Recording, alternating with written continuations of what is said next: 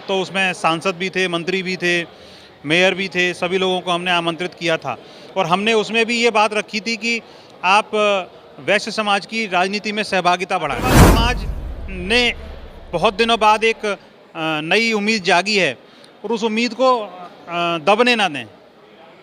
सभी लोग एकत्रित रहें, सभी लोग समाज की भलाई के लिए जो कार्य हो सकते हैं उन कार्यों में तन मन धन तीनों से आगे। हमारी संस्था 1980 में बनी, उसने जो उद्देश्य बनाए हम उन्हीं उद्देश्यों को लेकर आगे बढ़े हैं और हम भी समाज की सेवा करने के लिए हम आए हैं।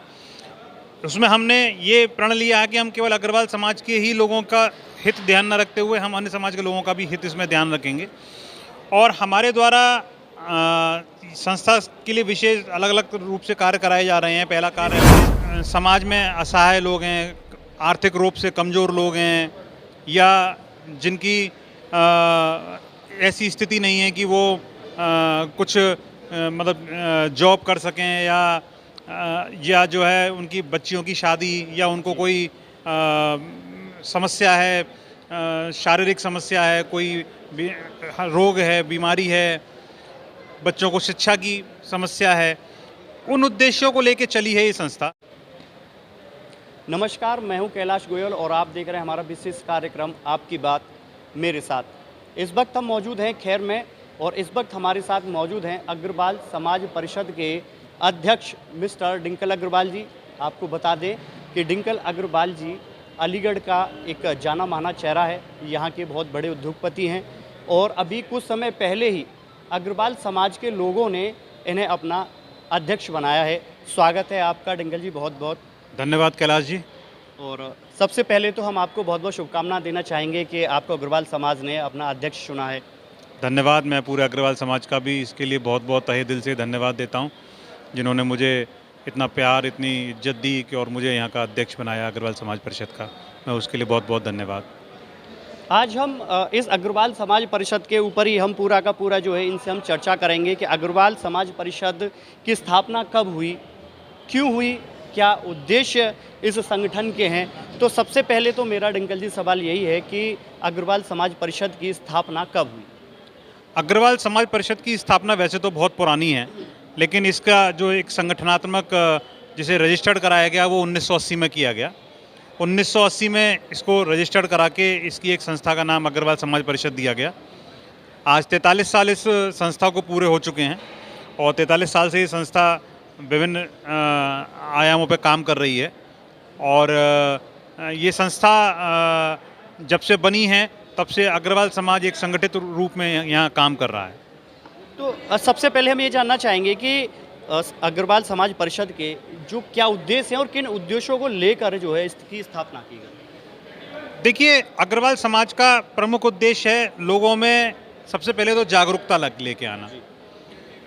दूसरा लक्ष्य है लोगों की सेवा करना कि जितने भी समाज में असहाय लोग हैं, आर्थिक रूप से कमज़ोर लोग हैं या जिनकी ऐसी स्थिति नहीं है कि वो कुछ मतलब जॉब कर सकें या जो है उनकी बच्चियों की शादी या उनको कोई समस्या है, शारीरिक समस्या है, कोई रोग है, बीमारी है, बच्चों को शिक्षा की समस्या है, उन उद्देश्यों को लेके चली है ये संस्था शुरू से और ऐसे गरीब और ऐसे पिछड़े लोगों की मदद करने के लिए इस संस्था का निर्माण किया गया। दूसरा जो है उसमें इस संस्था के लिए हाँ, थोड़ा संस्था को हमने ये भी एक उद्देश्य रखा गया कि इसके लिए एक अच्छे निर्माण कार्य कराए जाएं। जैसे कि ये आप जिस सेवा सदन में खड़े हैं, ये अग्रवाल सेवा सदन का निर्माण किया गया। यहाँ पर जो है लोगों अपने कार्यक्रम कर सकते हैं, शादियाँ कर सकते हैं, फंक्शंस कर सकते हैं। एक पुरानी धर्मशाला भी है, वो भी 1980 में बनाई गई धर्मशाला।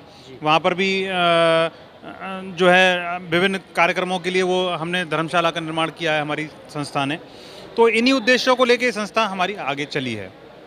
अगर जिस तरह से यहाँ पे एक समारोह, शपथ ग्रहण समारोह हुआ बाकायदा, अब पूरे समाज के यहाँ पे लोग एकत्रित हुए, बड़े विश्वास के साथ में आपको निर्विरोध यहाँ पे अध्यक्ष चुना गया, तो आप किन उद्देश्यों को लेकर आगे चलेंगे? देखिए, जो हमारे संस्था का उद्देश्य है, वो जो हमारी संस्था 1980 में बनी, उसने जो उद्देश्य बनाए, हम उन्हीं उद्देश्यों को लेकर आगे बढ़े हैं। और हम भी समाज की सेवा करने के लिए हम आए हैं। उसमें हमने ये प्रण लिया है कि हम केवल अग्रवाल समाज के ही लोगों का हित ध्यान न रखते हुए हम अन्य समाज के लोगों का भी हित इसमें ध्यान रखेंगे। और हमारे द्वारा संस्था के लिए विशेष अलग अलग रूप से कार्य कराए जा रहे हैं। पहला कार्य हमने जैसे आज ये मेडिकल चेकअप कैंप करवाया है। इसके अलावा हमने ये उद्देश्य लिया है कि हम अगले शिक्षण सत्र में जो है हम हर क्लास में एक एक बच्चा मुफ्त शिक्षा दिलवाएंगे हम उनको। उसके अलावा हमारी जो धर्मशाला है, जो पुरानी धर्मशाला है, उसका पुनर्निर्माण हमारा एक उद्देश्य है कि उसका उद्देश्य कराना है। उसके अलावा जितने भी अग्रवाल समाज से संबंधित या समाज के हित के लिए जो कार्य किए जाने होंगे, वो समय समय पर जो है वो कार्य किए जाएंगे। क्योंकि मुझे 5 साल के लिए अध्यक्ष बनाया गया है, तो 5 साल में जितने भी मुझे कार्य दिखेंगे, जितने भी समाज से संबंधित मुझे कार्य दिखेंगे, उन कार्यों को पूरी लगन के साथ कराया जाएगा। डिंकल जी, कहीं न कहीं अगर हम राजनीति की हम बात करें तो राजनीतिक क्षेत्र में कहीं न कहीं वैश्य समाज को हर जगह इग्नोर किया जाता है। ऐसे में चूँकि आप जो है खैर से वैश्य समाज का प्रतिनिधित्व कर रहे हैं, तो इसको किस नज़रिए से आप देखते हैं? कैलाश जी, बहुत अच्छा सवाल आपने किया। इसके लिए मेरे द्वारा अभी जब हमारा शपथ ग्रहण समारोह हुआ तो उसमें सांसद भी थे, मंत्री भी थे, मेयर भी थे, सभी लोगों को हमने आमंत्रित किया था।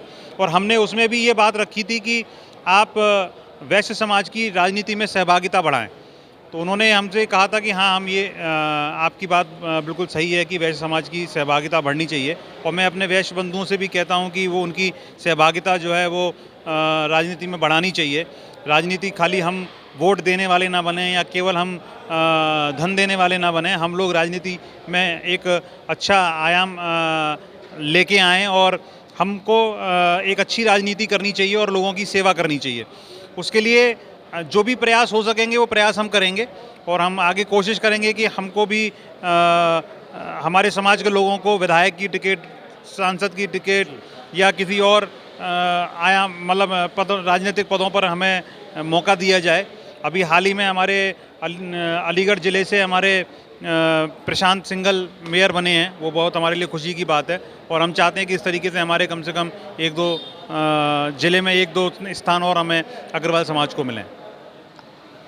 तो आखिर में मेरा एक सवाल ये भी है कि खैर की जनता को आप क्या संदेश देना चाहेंगे? मैं खैर की जनता को यही संदेश दूंगा कि अग्रवाल समाज ने बहुत दिनों बाद एक नई उम्मीद जागी है और उस उम्मीद को दबने ना दें। सभी लोग एकत्रित रहें, सभी लोग समाज की भलाई के लिए जो कार्य हो सकते हैं उन कार्यों में तन मन धन तीनों से आगे बढ़ें।